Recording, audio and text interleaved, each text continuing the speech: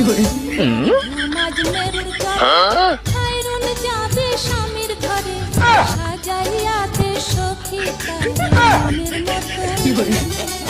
মনের মতো পরে খালিতে চলে যাবে ভৌয়ালিতে।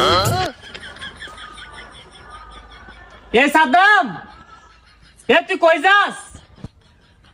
কাকা, আমার বিয়া ঠিক হয়েছে, এলাকা বিয়া করতাম যাইতাছি। তুই বিয়া করতে যাইতাছস বালা কথা। তোর নিচে দি কোনো ফাইজমা নাই, জুতা নাই, পাঞ্জাবি তুলে লাগছস কমর পর্যন্ত। তোর কাছে কোন বেডিজি বিয়া দিব? ও বিয়ার কথা শুনছি তো, এলাকা বালা করে জুতা মতা কিনতাম মন নাই, নিচে ফাইজমাটাও কিনতাম মন নাই। থাক চাচা কুচ্ছ হইতো না, তাড়াতাড়ি বিয়াটা করে যাই এই করাম। আর কাপড়টা কি করাম? পাঞ্জাবির নিচে ফাইজমা নাই।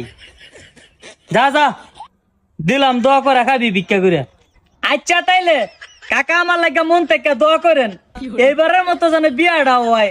প্রতি বছর তো বিয়াটা ঠিক হয়, খালি হয় না আমি বেলে বলত। এইবার যেন বিয়াটা হয়, একটু মন থেকে দোয়া করেন। আমি গেলাম।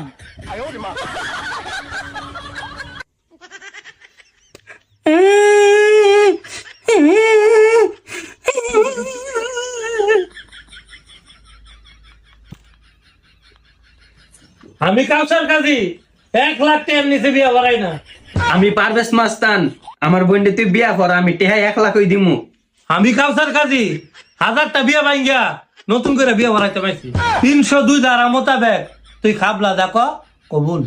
এ কাজী, এ বিয়া বন্ধ করেন। এ বেকল বেড়া তো আমার বোন বিয়া দিতাম না। এই বেড়া দিয়ে পাঞ্জাবির নিচের ফাইজামা নাই, এ বিয়া দিতাম না আমি।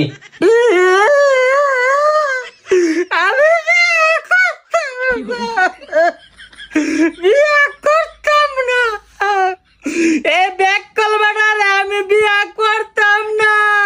তোর তো আমার বোন দিয়ে বিয়া দিতাম না। উঠ উঠ। ও মাইয়া গো, ও মাইয়া গো। এই সে বিয়া করতো, কাজী হালান করে হালাইকো হ্যাঁ গোটা দিয়ে লই। ও আব্বা গো, আগে যাত বাসাই।